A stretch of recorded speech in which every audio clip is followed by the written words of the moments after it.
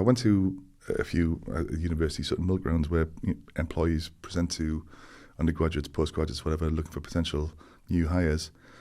Resonated with a couple of guys from Goldman, and I got invited down to spend a day on the trading floor on Peterborough Court. Loved it, absolutely. As soon as I walked on, I thought, this place is for me. It's fantastic.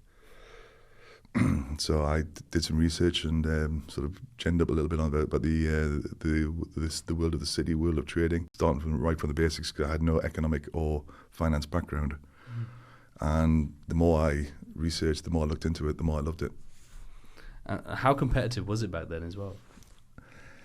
I don't know the numbers of how many people Goldman hire from the potential pool of applicants, well, how many people apply, but I would imagine it's a pretty small percentage.